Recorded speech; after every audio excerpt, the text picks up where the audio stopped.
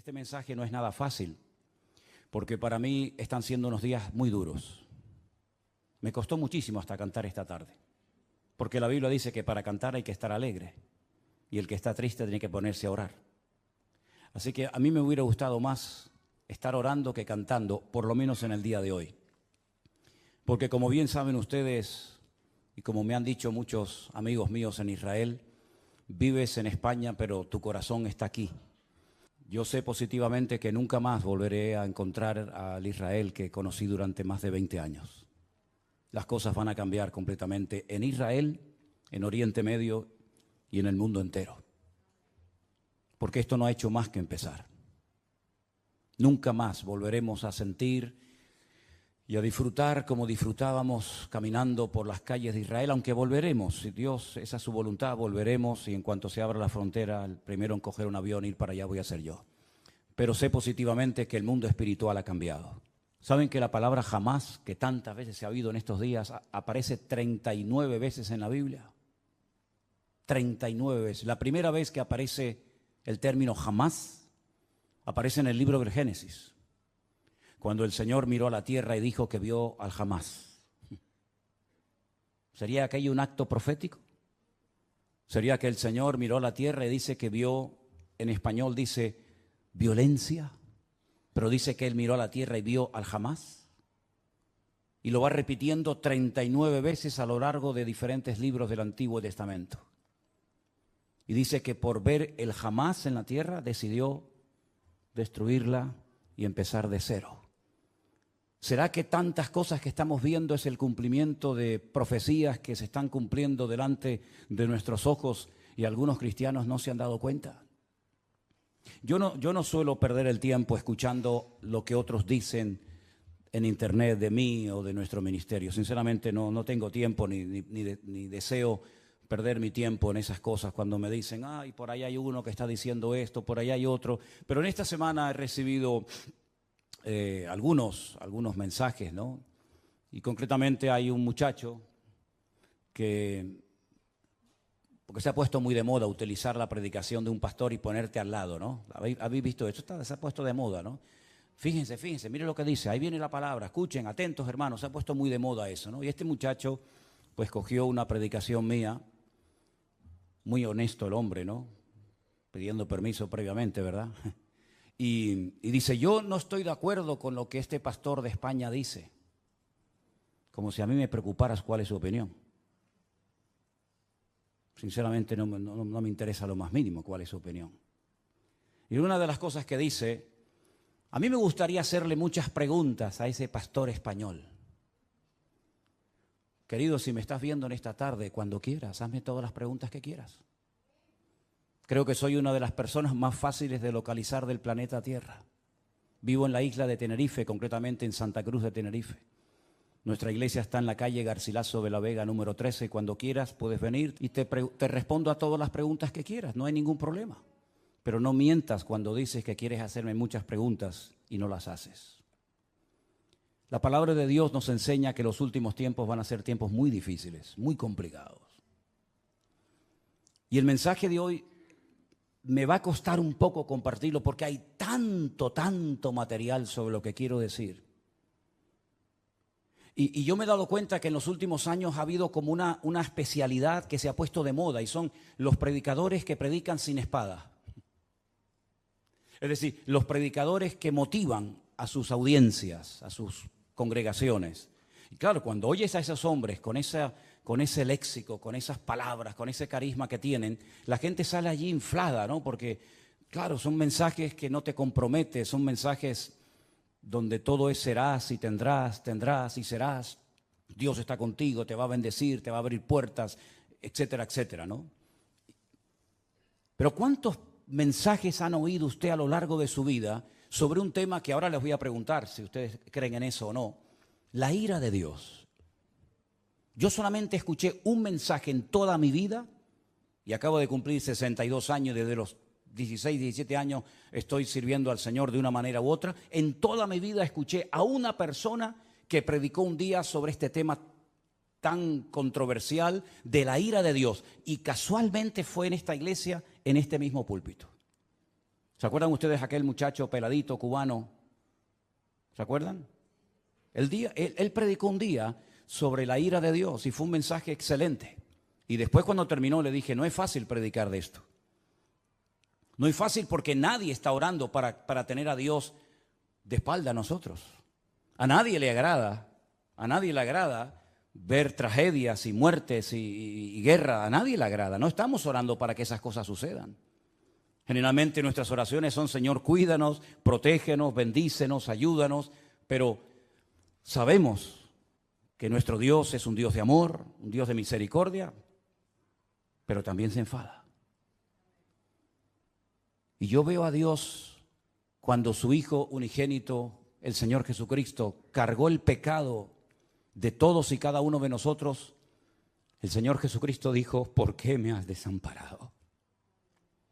Dios dejando a su Hijo solo en la cruz. Porque en ese momento su Hijo era el pecado personificado de toda la humanidad. Si abandonó a su Hijo temporalmente por la situación del momento, ¿cómo no habrá momentos puntuales en la vida de las naciones y de los seres humanos en los que Dios dice, basta, estoy harto, estoy cansado? La pregunta que les quiero hacer es, ¿ustedes creen que este tema de la ira de Dios es un mito, es una fábula, es una metáfora, es algo de lo cual se habla, pero que en el fondo no es realmente así? Dios no se enfada, Dios no se enoja. Hay momentos en los que es verdad, Dios bendice, hace milagros, saca a su pueblo de la esclavitud, les da el maná, los protege de los enemigos, pero también hay un montón de versículos, cientos, miles de textos, donde Dios dijo, cuando claméis no os voy a oír, porque cuando yo llamé no me respondisteis. Y estoy harto de vuestros holocaustos y de vuestras ofrendas y de vuestras fiestas solemnes. Y por cuanto llamé y no quisisteis, vuestra casa quedará desierta. Y si te parece poco, hay un libro que contiene unas palabras que son impresionantes, son tremendamente impactantes y durísimas. Permítame que se las lea. Ahora les digo dónde voy a estar leyendo. Acuérdate, oh Señor, de lo que nos ha sucedido. Mira nuestro oprobio. Y mira nuestra herencia, cómo ha sido traspasada a extraños. Nuestra piel se ha ennegrecido como un horno a causa del hambre. Han violado a nuestras mujeres, a nuestras vírgenes las han violado y han colgado a nuestros príncipes y no respetaron a los ancianos. Se han llevado a los jóvenes y los muchachos han desfallecido. Los jóvenes dejaron de cantar. Cesó el gozo en nuestro corazón. Nuestra danza se ha convertido en luto. Cayó la corona de nuestras cabezas. Ay de nosotros, Señor, porque pecamos. Por esto se entenebrecieron nuestros ojos. Mas tú, Señor, permaneces para siempre y tu trono de generación en generación. No estoy leyendo un poema, estoy leyendo la Biblia en el capítulo 5 del libro de Lamentaciones. Es tremendo, ¿verdad? Es tremendo cuando Dios dice, basta, hasta aquí hemos llegado, se acabó. Es tremendo cuando Dios le dice a su pueblo, no voy a oír vuestras oraciones, no voy a estar presente en vuestras fiestas solemnes, no voy a oír. El cielo lo haré de bronce y vuestras oraciones no pasarán del techo. Es tremendo, ¿verdad? Cuando Dios ha permitido cosas tremendas en la historia que han afectado a millones de personas, como por ejemplo el diluvio. ¿Cuántas miles de personas habrán muerto en el diluvio, hermanos? Bueno, nadie lo puede saber con exactitud, pero yo creo que murieron miles de personas en el diluvio. Algunos dirán, bueno, millones. Bueno, está bien, millones. ¿Quién mandó el diluvio, hermanos? ¿Quién mandó el diluvio? ¿Quién le dijo a Noé, prepárate porque yo voy a mandar un diluvio a la tierra? ¿Quién fue el que destruyó las ciudades de Sodoma y de Gomorra? Si no fue tu Dios, ¿quién fue entonces? A mí me hace gracia cuando hay gente que dice, es que el Dios del Antiguo Testamento es completamente diferente al Dios del Nuevo Testamento. Y eso es muy peligroso hablar así. Porque estás hablando como que hay dos dioses, uno malo y uno bueno. Uno que está siempre enfadado y enojado, y otro como que es benevolente, como Papá Noel o como San Nicolás, como lo llaman en otros países, ¿verdad? Que nos concede todo y no importa lo que hagamos. Pero esa no es la enseñanza bíblica. La enseñanza bíblica es que hay un solo Dios. Y el del antiguo es el del nuevo, y el del nuevo es el del antiguo, y no hay otro Dios. Lo que pasa es que hay momentos en los que Dios actúa con infinita misericordia y nos sorprende, y a pesar de nuestras rebeliones y desobediencias nos cuida y nos bendice, pero dice, y lo he leído varias veces en esta semana, no lo hago por ustedes, que os quede claro, no lo hago por vosotros, sino para que mi nombre no siga siendo pisoteado y blasfemado entre vosotros. ¿Me da cuenta? ¿Y quién permitió la destrucción del primer templo de Jerusalén? ¿No fue Dios? ¿Quién le dio autoridad a Nabucodonosor para que quemara el templo y se llevara los tesoros a Babilonia y rompiera la ciudad de Jerusalén y durante 70 años no pudieran volver a su tierra? ¿Quién fue? ¿No fue Dios? ¿Y quién fue el que permitió la destrucción del segundo templo de Jerusalén, donde se cree que murieron 1 millón de judíos en la destrucción de la ciudad de Jerusalén? Y todas las matanzas y todas las guerras y todos los ríos y ríos de sangre que se podía haber evitado a lo largo de la historia. ¿Y quién fue el que permitió la Shoah? La Segunda Guerra Mundial. ¿Quién permitió todo aquello? Claro, hay predicadores que se han especializado en mensajes que motivan a la gente, ¿no? En mensajes de aliento, de ánimo. Hay tantos profetas y tantos pseudoapóstoles que cuando uno habla de la ira de Dios, del enojo, del enfado de Dios, como que se les mueve el piso porque dicen, no, yo no estoy de acuerdo con eso. Vuelvo a repetirles, yo no estoy en este lugar para que ustedes me aplaudan o me sigan o me admiren. Yo no estoy en este lugar para tener cada vez más audiencia y que la gente diga en los comentarios, estoy de acuerdo con usted, pastor, estoy de acuerdo. Y aunque estuvierais en contra, me da exactamente igual, porque voy a seguir predicando lo que Dios dice en su palabra, independientemente de la reacción de la gente. En esta semana me han llamado miembro de Hamas, me han llamado nazi. En esta semana me han llamado de todo, porque no están de acuerdo con el mensaje, sobre todo que di el domingo pasado y con la reflexión que di esta semana sobre estos acontecimientos. Pero yo quiero que una vez más vayamos a la palabra de Dios para que veamos que a veces la historia se vuelve a repetir.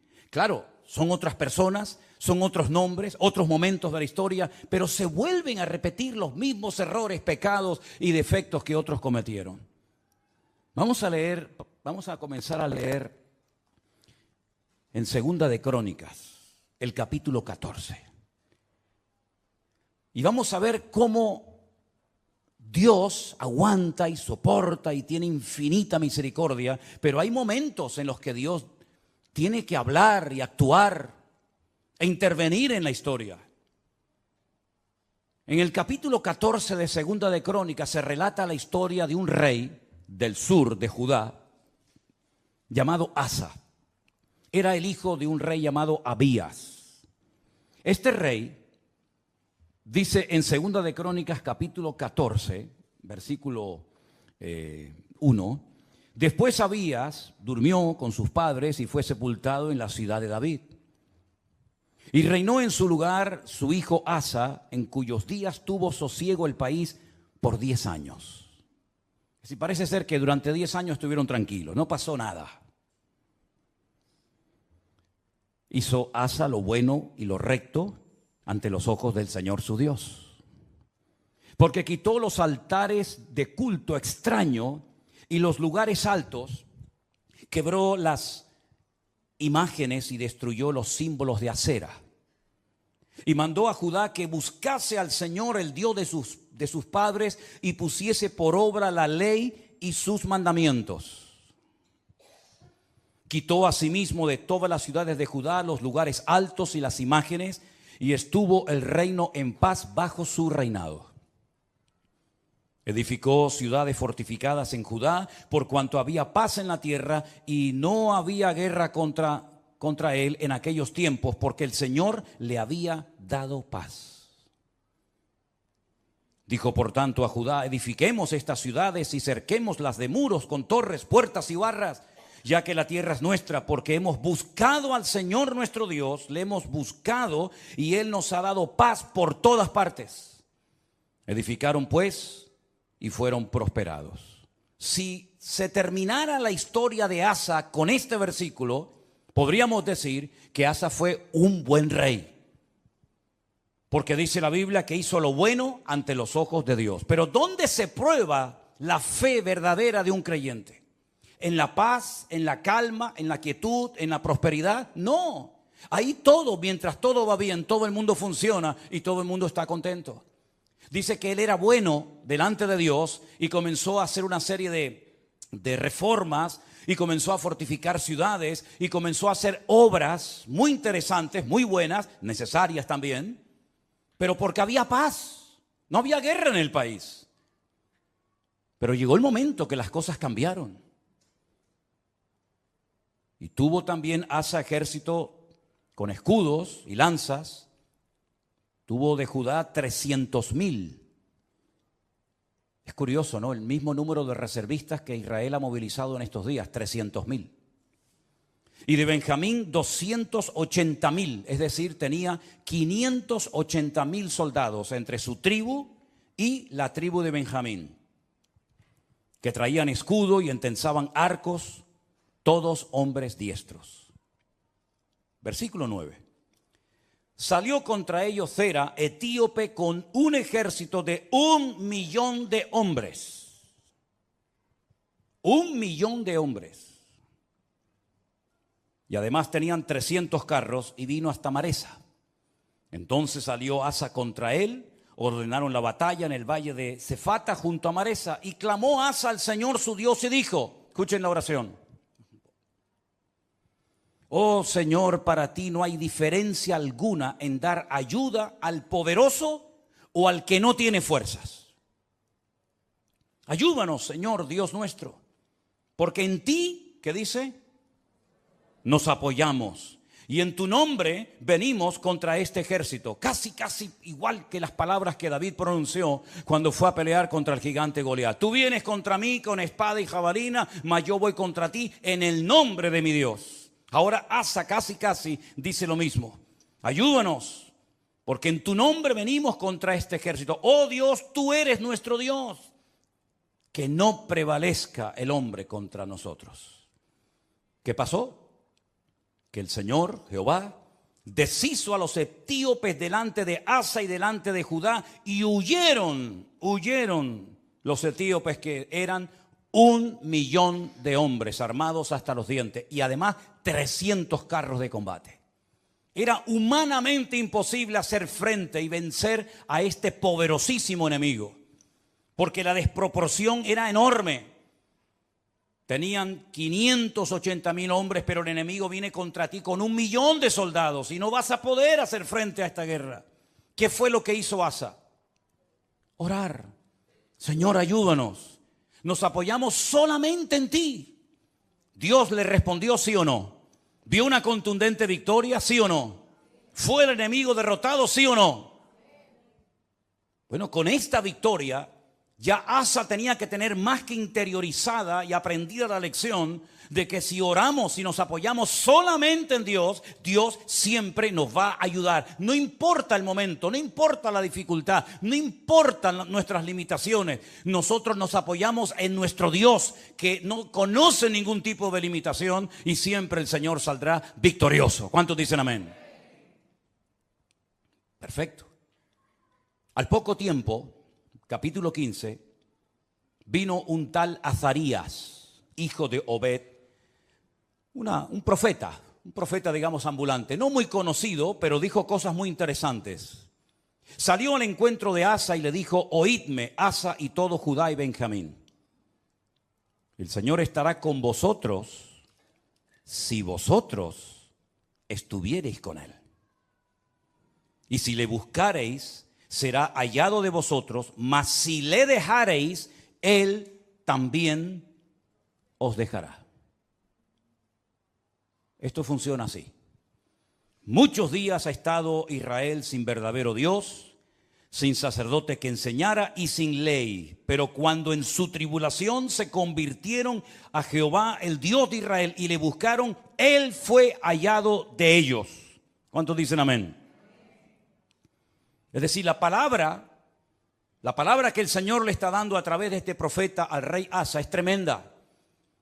Si siguen en esta línea, si siguen apoyándose en el Señor, si siguen confiando en Él y en su palabra, si no se apartan de su ley, de sus mandamientos, el Señor estará con vosotros. Ya os lo ha demostrado clarísimamente. No importa si viene 1,000,000 o 5 o 20, da igual. Tú mismo, rey Asa, has dicho en tu oración que tú ayudas tanto al poderoso como al que no tiene ninguna fuerza. Porque el ejército o la victoria no depende de nosotros, sino depende del Señor, porque no es con espada, no es con ejército, es con mi Santo Espíritu, dijo el Señor. Y él lo vio, el Señor se lo demostró. Este hombre se animó tanto con aquella palabra, con aquella contundente victoria, que siguió haciendo cambios y siguió haciendo reformas tremendas en todo el país. La Biblia dice que llevó al pueblo a un momento, a una reunión muy solemne, versículo 11, o 10 si quieren. Dice que se reunieron en Jerusalén en el mes tercero del año 15º del reinado de Asa, y en aquel mismo día sacrificaron para el Señor del botín que habían traído, escuche esto, 700 bueyes y 7,000 ovejas. Aquello tenía que ser un río de sangre terrible. Sacrificar 700 bueyes y 7,000 ovejas, aquello tuvo que ser algo impresionante. Pero a él no le importaba darle todos estos sacrificios al Señor, porque él estaba contento, él estaba agradecido, porque él había visto la mano de Dios poderosa. Y además dice que prometieron, versículo 12, solemnemente que buscarían a Jehová, el Dios de sus padres, de todo su corazón y con toda su alma. Lo juraron delante de Dios. Se tomaron en serio este juramento. Y cualquiera que no buscase al Señor, el Dios de Israel, que muriera, fuera grande o pequeño, hombre o mujer. Juraron al Señor con gran voz y júbilo, al son de trompetas y bocinas. Y todos los de Judá se alegraron en este juramento, porque de todo corazón lo juraban y toda su voluntad lo buscaban, y fue hallado de ellos, porque el Señor les dio paz por todas partes. ¿Cuántos dicen amén? Va bien la historia, ¿no? Va bien, vamos bien, vamos bien. El hombre está siendo bendecido, el hombre está siendo usado, Dios está dando paz, Dios está respondiendo a su oración, el enemigo está siendo derrotado y humillado. Vamos bien, gloria a Dios, gloria a Dios. Hace una cosa muy interesante. Estaba el hombre tan entusiasmado y tan contento con su Dios que hasta a su propia madre la puso en su sitio. Miren lo que le dice a su madre, o lo que hace con su madre en el verso 16. Aún a Maaca, la madre del rey Asa, cuidado, no era una cualquiera, era su propia madre, la depuso de su dignidad, porque había hecho una imagen de acera, y Asa destruyó la imagen y la desmenuzó y la quemó junto al torrente del Cedrón. A su propia madre le dijo: no voy a permitir, por muy madre que seas de mí, que tengamos entre nosotros una imagen de esta acera. La destruyó, la desmenuzó y le prendió fuego en el torrente de Cedrón. Ese torrente, ese barranco que hay entre el monte Moriah del templo y el monte de los olivos. Le prendió fuego. Y en el versículo 18 dice que trajo a la casa de Dios, al templo, todo lo que su padre había dedicado y lo que él había consagrado. Y dice: plata, oros, utensilios. Llevó un montón de cosas. La generosidad brotó en su corazón. Y dijo: voy a llevar a la casa de Dios, al templo, oro y plata y utensilios de todo tipo. Tremendo. Si terminara, repito, la historia del rey Asa con este capítulo, podríamos marcharnos a casa diciendo: gloria a Dios, por fin nos encontramos un buen rey. Porque lamentablemente no todos fueron buenos, hubieron algunos que fueron terribles. Pero este por lo menos fue bueno. Pero es que la historia continúa. La historia nos lleva al capítulo 16, donde dice que en el año 36 de su reinado, tuvo mucho tiempo como rey, subió Baasa, el rey de Israel, el que estaba en el norte. Ya el país se había dividido. Recuerden esto, hermanos. Estaba Judá al sur con la tribu de Benjamín, y las 10 tribus al norte adoptaron el nombre de Israel. Y entonces el rey de Israel, en este caso se llamaba Baasa, va contra él, fortifica la ciudad de Ramá para no dejar salir ni entrar a ninguno ¿Y qué es lo que hace Asa? Se supone que tenía que hacer exactamente lo mismo que ya había hecho y que le había dado tan buenos resultados, ¿sí o no? Orar, clamar al Señor, apoyarse en el Señor y poner en práctica el juramento que habían hecho. Nos apoyaremos en ti, confiaremos en ti. Lamentablemente no hizo eso, no lo hizo. ¿Qué es lo que hace? Sacó Asa la plata y el oro de los tesoros de la casa de Dios, es decir, ayer los entregué al Señor, hoy los vuelvo a tomar. Ayer los consagro para uso exclusivo del templo y ahora tomo todo eso que no es mío, son parte de los tesoros de la casa de Dios, y lo que hace es que se los envió a un tal Ben-Hadad, rey de Siria, que estaba en Damasco. ¿Y este qué pinta aquí? ¿Quién es este rey de Siria, este tal Ben-Hadad? ¿Qué pinta este hombre en todo esto? Bueno, le dijo, hay alianza entre tú y yo como la hubo entre tu padre y mi padre. He aquí yo te he enviado plata y oro para que vengas y deshagas la alianza que tienes con Baasa, el rey de Israel, a fin de que se retire de mí. Consintió Ben-Hadad con el rey Asa y envió los capitanes de su ejército contra las ciudades de Israel y conquistaron Gijón, Dan, Abel-Maín, las ciudades de aprovisionamiento de Neftalí. Y oyendo esto, Baasa cesó de edificar a Ramá y abandonó su obra. Entonces el rey Asa tomó a todo Judá y se llevaron de Ramá la piedra, la madera con la que Baasa edificaba, y con ella se edificó la ciudad de Jeba y a Mizpa. Problema solucionado. Ya está. Pero esto no fue agradable ante los ojos de Dios, porque aunque humanamente hablando se salió con la suya, le doy dinero a un rey de Siria, Ben-Hadad, para que me apoye en la guerra, para que se ponga en contra de mi enemigo. Yo le pago, yo le doy una cantidad enorme de dinero, aunque vacíe la casa de Dios, y así me quedo tranquilo. Pero es que resulta que en aquel tiempo a los profetas, y lo dicen otros textos de la Biblia, se les llamaba videntes, porque eran los que veían, los que leían las circunstancias, los que interpretaban el mundo espiritual. Por eso se les llamaba por un tiempo a los profetas videntes, porque veían más allá de lo natural. Porque lo natural, como he dicho muchas veces, es un reflejo de lo espiritual. Y ahora viene este vidente, este profeta, y le dice al rey Asa, por cuanto te has apoyado en el rey de Siria y no te apoyaste en el Señor tu Dios, por eso el ejército del rey de Siria se escapó de tus manos. Los etíopes y los libios no eran un ejército numerosísimo con carros y mucha gente de a caballo. Le recuerda el pasado, le recuerda la historia, lo que Dios hizo por él. Con todo, porque te apoyaste en Jehová, Él los entregó en tus manos. Porque los ojos del Señor contemplan toda la tierra para mostrar su poder a favor de los que tienen corazón perfecto para con Él. Y ahora le dice, locamente has hecho esto. Locamente has hecho esto. Porque de aquí en adelante habrá guerra contra ti. Has abierto una brecha, has abierto una puerta en el mundo espiritual y a partir de hoy tu vida va a cambiar radicalmente, pero para mal, no para mejor. ¿Qué hubiera hecho usted, hermano y hermana, o yo, si nos viene un profeta como este, Hanani, y nos amonesta y nos dice esta palabra? ¿Qué hubiéramos hecho? Señor, perdóname, lo siento. Así como el profeta Natán, ¿se acuerdan cuando fue a la casa del rey David y le dijo, tú eres ese hombre, tú has pecado por culpa tuya? El nombre de Dios ha sido blasfemado y pisoteado en el mundo de los gentiles. Y David dijo, Señor, perdóname, no quites de mí tu Santo Espíritu, ¿verdad? Y ten piedad de mí, etcétera, etcétera. Lo mismo tendría que haber hecho Asa, ¿sí o no? Era un hombre de Dios, conocía la palabra, había visto el poder de Dios en su vida, en su reinado. Lo lógico hubiera sido decir, perdóname, Señor, lo siento mucho, he dado un mal ejemplo al país, sacando los tesoros de la casa de Dios y dándoselos a un pagano para que me ayude, como si no tuviéramos un Dios más poderoso que el rey de Siria, Ben-Hadad.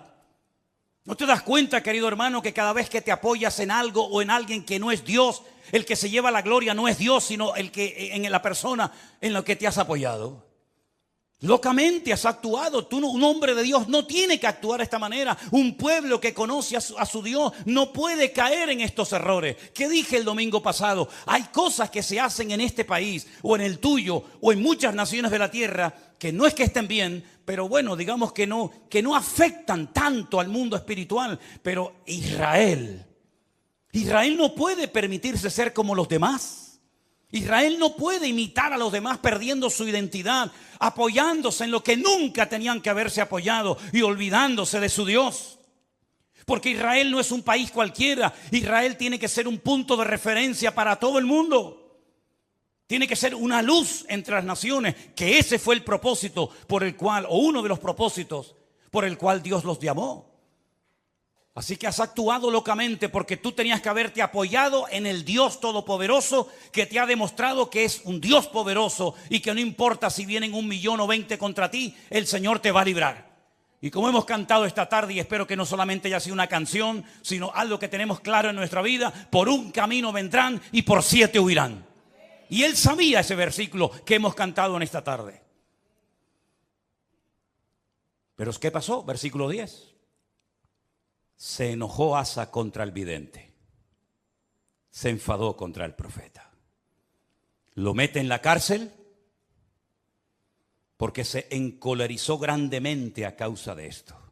No le hizo gracia la palabra del profeta Hanani. No le gustó. Oprimió Asa en aquel tiempo a algunos del pueblo. Mas he aquí los hechos de Asa, primeros y postreros, están escritos en el libro de los reyes de Judá y de Israel. Ahora escucha bien. En el año 39, pocos años después de su reinado, este rey enfermó gravemente de los pies. Y en su enfermedad, ¿a quién buscó? A los médicos. Como diciendo, ni en mi enfermedad me voy a humillar delante de Dios. No está mal ir a los médicos, ni mucho menos. El Señor dice en su palabra: yo envío sanidad y medicina a mi pueblo.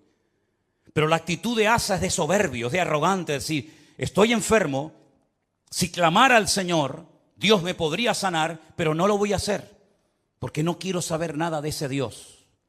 Y dice que en su enfermedad buscó a los médicos en vez de a Dios. Al final, murió. En el año 41 de su reinado, lo sepultaron en los sepulcros que él había hecho para sí en la ciudad de David. Lo sepultaron en un ataúd y le llenaron de perfumes y de diversas especies aromáticas preparadas por expertos perfumistas, e hicieron un gran fuego en su honor. Perfumes para el muerto. Y ahí se acaba la vida y el reinado de Asa. ¿Qué les parece? ¿Qué les parece? Bueno, esto al fin y al cabo es una historia del pasado, de la cual podemos extraer ciertas y determinadas aplicaciones y lecciones para nuestra vida. Pero ¿saben qué? El hombre no aprende. El hombre no aprende.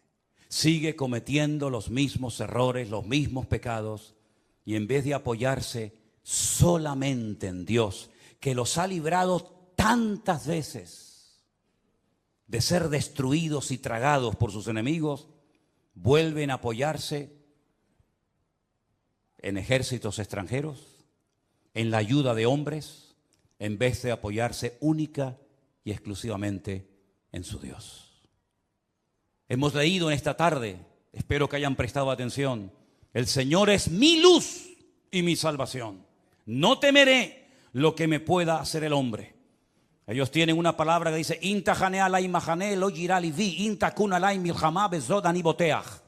aunque un ejército acampe contra mí, no temerá mi corazón. Aunque contra mí se levante en guerra, yo viviré confiado. Eso es lo que dice la palabra.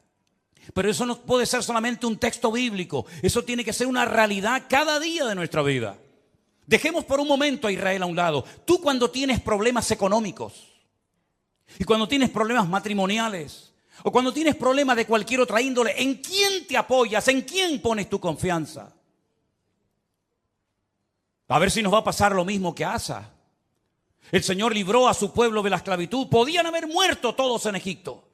De hecho, estaban lanzando a los niños al río Nilo para que murieran. Podían haber muerto en el cautiverio en Babilonia. De hecho, dice que algunos de ellos los lanzaban a hornos de fuego y a otros los lanzaban a fosos llenos de leones.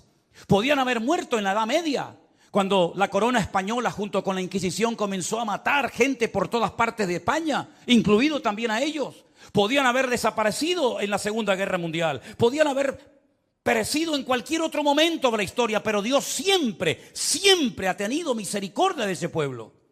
Cuando estaban con la soga hasta el cuello, en su angustia invocaban a Dios y Dios les respondía. Y han demostrado a lo largo de la historia que no importa si son poquitos o muchos, la mano del Señor siempre ha estado con ellos. En 1967, 5 naciones tremendamente poderosas con un odio tremendo contra ellos. Porque no solamente sus enemigos se conforman con echarlos al mar, como decían los jordanos en su momento, con echarlos al agua, sino con arrasarlos, que no haya ni un solo judío en toda la faz de la tierra, nunca más. Ya lo intentaron los griegos, lo intentaron los romanos, ya lo intentó mucha gente. Y en aquellos días, una semana de guerra para vencer a 5 naciones, a 5 potencias militares en 7 días. Y al 7º reposaron. Fue más que suficiente para demostrar al mundo que el Dios de Israel es el Dios todopoderoso. Porque ahora no hacen lo mismo. Porque no claman a Dios. Uno tiene que tener una lectura diferente a lo que dicen los medios de comunicación, la prensa, la radio, la televisión, porque si no caemos en el mismo error de los demás. Hablamos como los demás, opinamos como los demás. ¿Qué es lo que está pasando allí ahora mismo? ¿Qué es lo que está sucediendo espiritualmente hablando? Que de eso no te va a hablar nadie. Te va a decir que se quedaron dormidos, te va a decir que se despistaron, te va a decir que estaban de relajo, de fiesta, te van a decir 20.000 cosas, que falló el Moshá, que falló el Chimbet, que falló todo. Pero ¿quién va a dar una lectura espiritual de toda esta cuestión? Nuestra fuente de información no es Internet. Nuestra fuente de información no son los periodistas. Nuestra fuente de información es la Biblia, es la palabra de Dios. ¿Cuántos dicen amén? Vamos a ir a la Biblia a ver qué es lo que nos dice, porque hemos visto que cuando una persona se apoya en Dios, no importa si viene 1.000.000 de soldados contra ti, tú lo puedes vencer. No importa si es un gigante enorme, profesional de la guerra, se le puede vencer. No importa si la ciudad tiene doble muralla, se le puede derrotar. Pero también la palabra de Dios nos habla muy claramente que a veces hay ciertas y determinadas circunstancias que frenan la bendición de Dios. En Isaías, capítulo 24, miren qué texto tan impresionante. Isaías capítulo 24, verso del 1 en adelante. Si quieren, así lo leemos.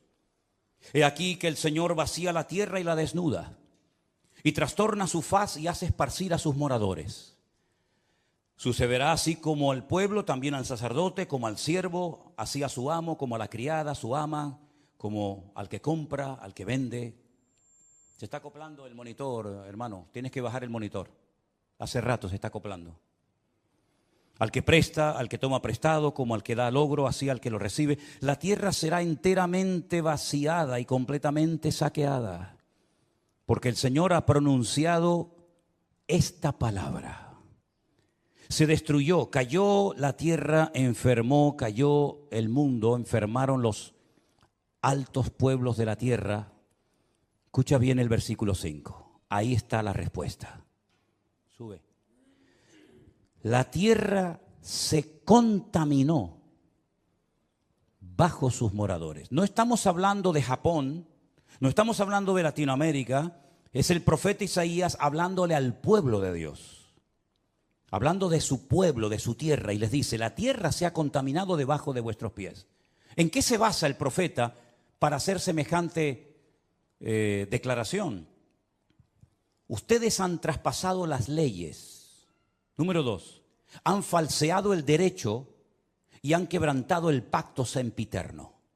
Quédense con esas 3 cosas.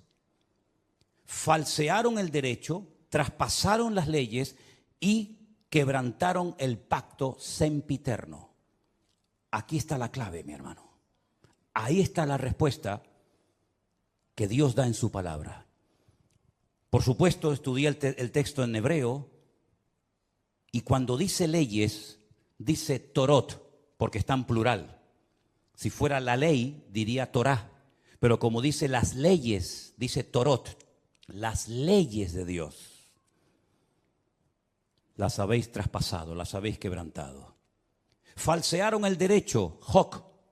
Hok es otra palabra que significa obligaciones morales, normas de convivencia, las habéis quebrantado también. No solamente lo divino, lo religioso, la Torá, los Torot, los mandamientos inspirados por el Espíritu Santo, dados a través de Moisés en el monte Sinaí, los habéis quebrantado. No solamente eso, sino que también habéis modificado las normas, habéis manipulado vuestras obligaciones y habéis permitido ciertas y determinadas cosas que van en contra de la palabra que ustedes saben como pueblo de Dios que no se deben ni se pueden hacer. Y además de todo eso, lo que ha sucedido es que el pacto sempiterno, fíjate qué palabra tan interesante. Una cosa es eterno, otra cosa es sempiterno. Parece lo mismo, pero no es igual. Nuestro Dios no es sempiterno, nuestro Dios es eterno, porque no tiene principio ni tiene fin. Pero el pacto que Dios hizo con el pueblo de Israel tiene principio y no tiene fin. Por eso se llama un pacto sempieterno. No es un sinónimo, sino es una connotación diferente. Dice el Brit Olam. El Brit Olam en hebreo se ha traducido muy bien en esta ocasión por un pacto que tuvo un principio. ¿Dónde tuvo el pacto ese principio? Vamos a verlo ahora. Para posicionarnos y ver a qué se refiere la palabra de Dios cuando dice que llegaría un momento en la historia en el que el pueblo de Israel quebrantaría los Torot, la ley de Dios, los Hok, las normas de convivencia, las obligaciones de un país y además el pacto sempiterno. Ese pacto del cual está haciendo referencia a Isaías se menciona en el primer libro de la Biblia, el libro del Génesis. Cuando el Señor le dice a Abraham, tenemos que remontarnos a los tiempos de Abraham, espero que no se estén perdiendo, porque para mí es tremendamente interesante que ustedes entiendan esta porción y este mensaje hoy. El Señor le dice a Abraham, yo estableceré mi pacto entre mí y ti y entre tu descendencia por tus generaciones. Es decir, el pacto no termina con tu muerte. El pacto no termina cuando tu hijo se muera, Isaac, o cuando tu nieto Jacob muera, sino que será un pacto con toda tu descendencia por todas las generaciones y yo seré tu Dios y el de tu descendencia para siempre. Este es mi pacto. Este es mi pacto, versículo 10. Este no es el pacto que Jesús hizo en el huerto, en Jerusalén cuando dijo, tomad y comed, esto es mi cuerpo. No, ese no es. Este es otro pacto. Este es un pacto que está haciendo con Abraham, el padre de la nación hebrea. El pacto que Dios hizo con este varón le dice, guardaréis entre mí y vosotros y tu descendencia después de ti. Será circuncidado todo varón entre vosotros. Es decir, siempre hay una señal de un pacto. ¿Cómo puedo yo demostrar que Dios ha hecho un pacto conmigo? ¿Cómo lo puedo demostrar? Bueno, Dios me dijo ya, Dios te dijo, pero las palabras se las lleva el viento, como dice el refrán. ¿Cómo podía Noé demostrar que Dios había hecho un pacto con él? Cuando veáis el arco en las nubes, esa es la señal del pacto que yo he hecho con ti. Perfecto. ¿Y cómo podía Abraham demostrar, o la descendencia de Abraham, que Dios había hecho un pacto con ellos, que los había escogido de entre todas las naciones? Esta será la señal del pacto. Circuncidaréis la carne de vuestro prepucio y os será por señal entre mí y vosotros. A la edad de 8 días, luego no es un pacto con la nación islámica, con los árabes, porque los árabes se circuncidan a los 13 años. Y los judíos circuncidan a sus hijos a los 8 días. ¿Te das cuenta? El pacto va a ser una señal que vas a llevar toda tu vida en tu carne, en tu cuerpo. Y se la tienes que hacer al bebé a los 8 días. Por vuestras generaciones. El nacido en casa, el comprado por dinero, también los extranjeros que no fueren de tu linaje. Debe ser circuncidado el nacido en tu casa, el comprado por dinero.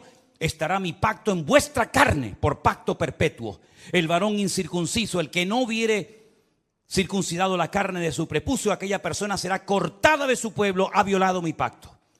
Da igual si son religiosos o no, si son creyentes o no, si son practicantes o no. No hay ni un solo varón de Israel que no sea circuncidado, ni uno.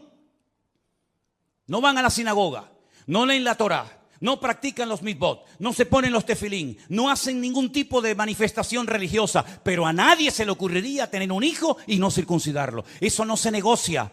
Aunque te hayas casado con una chica no judía, jamás por amor a tu mujer no judía vas a decir, bueno, al niño no lo circuncidamos. No, lo han hecho en todas partes, en Egipto. En la Segunda Guerra Mundial lo hacían, a escondidas lo hacían, por la prohibición que los reyes católicos pusieron de que no se podía seguir circuncidando. Es la señal del pacto. Todos los hombres en Israel están circuncidados.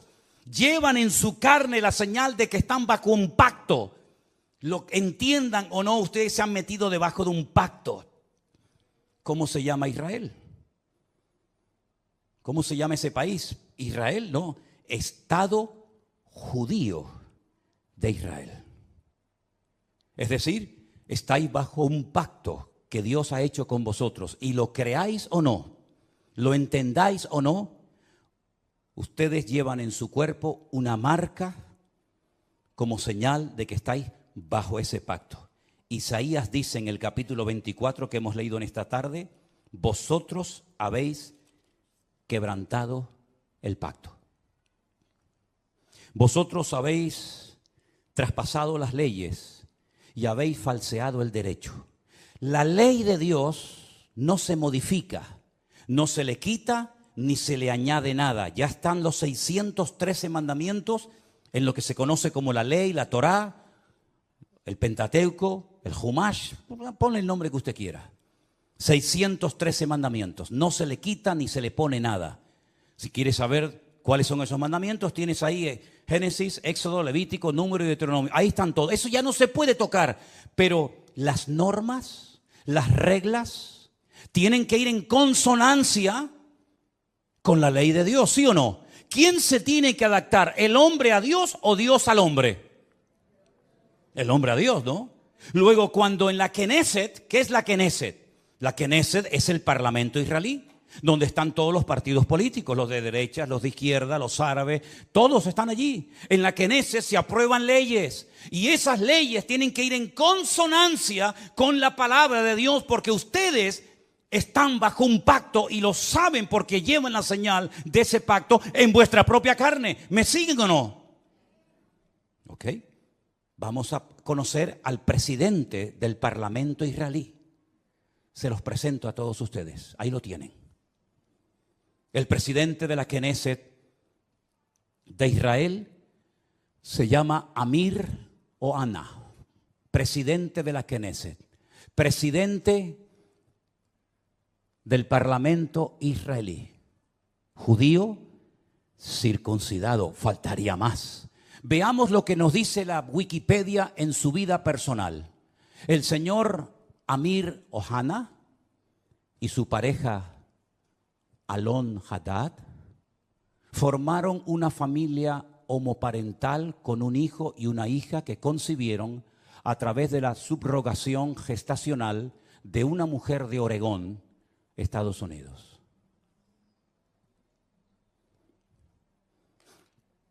Sin comentarios. Gracias.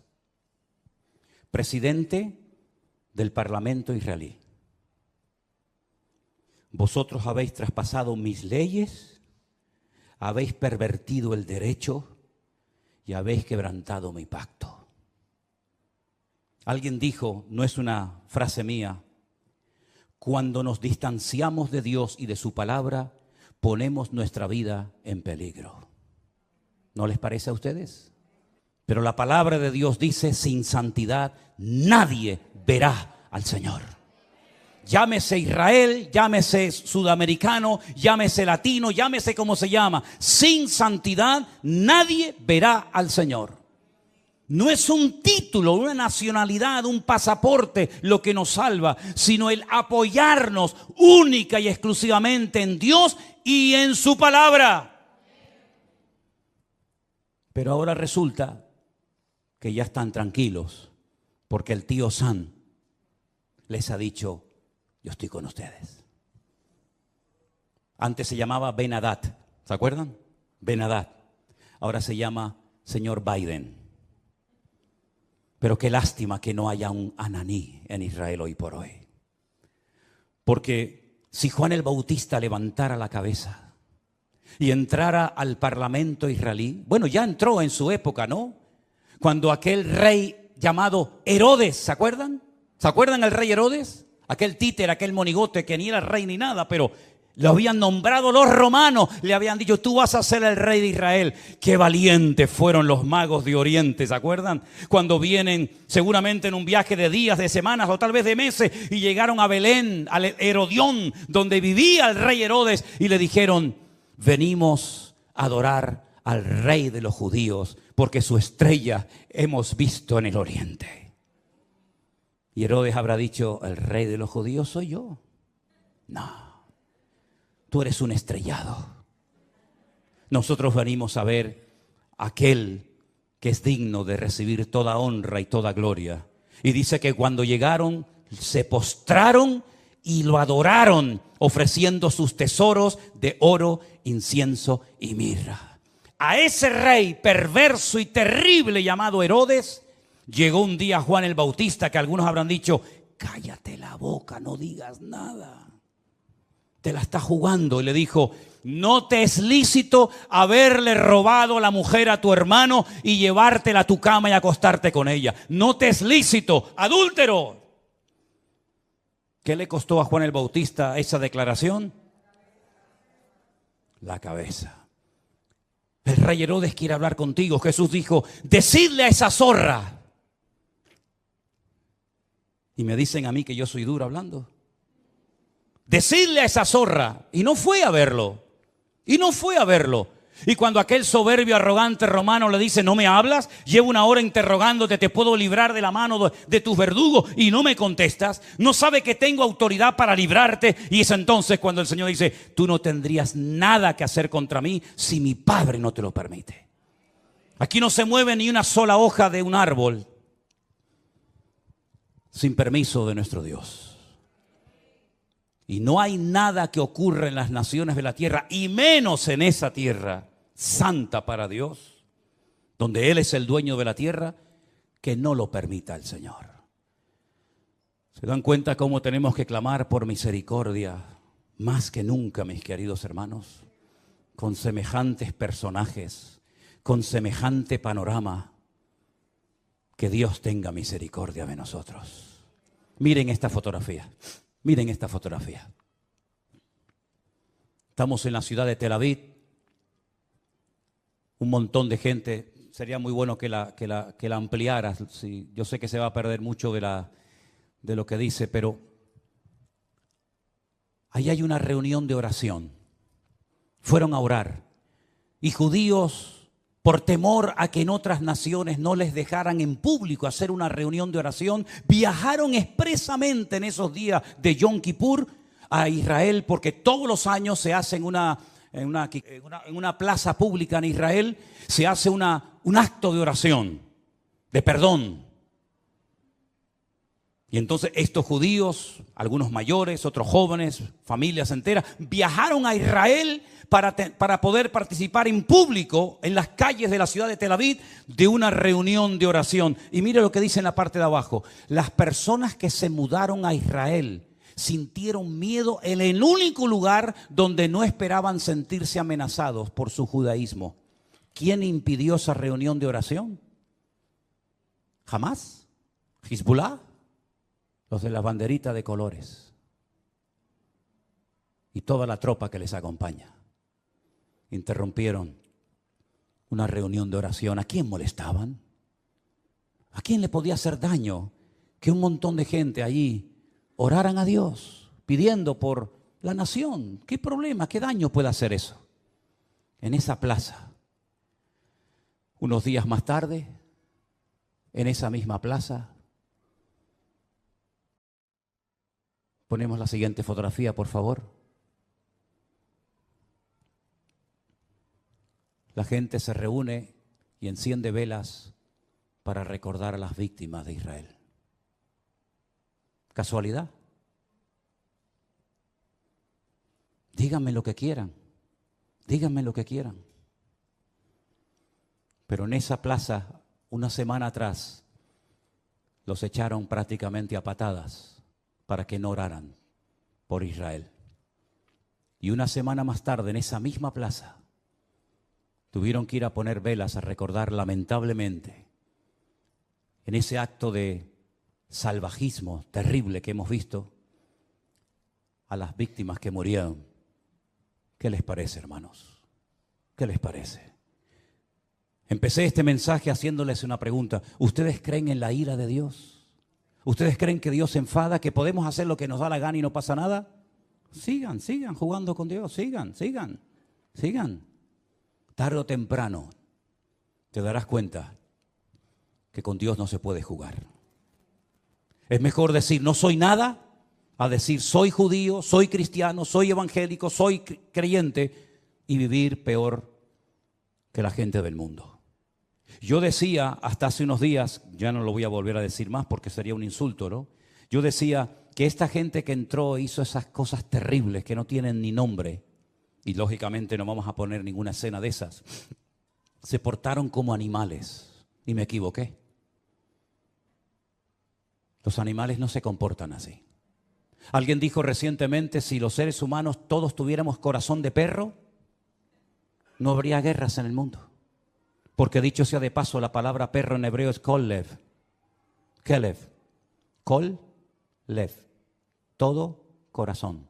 Kol, todo, lev, corazón. El perro se llama en hebreo todo corazón. ¿Cuánto echo de menos a mi perro? ¿Cuánto echo de menos a Trotsky? ¿Cuánto lo echo de menos? Los viajes que he hecho con él, los días que he viajado solo por ahí, durmiendo en cantidad de lugares y siempre a mi lado, siempre ahí, ¿verdad? Ustedes saben que era mi sombra. Cuando vivíamos enfrente de la iglesia, saltaba el muro, aunque tenía ya las patitas con problema y con dolor, saltaba y se metía aquí en la iglesia y aquí se quedaba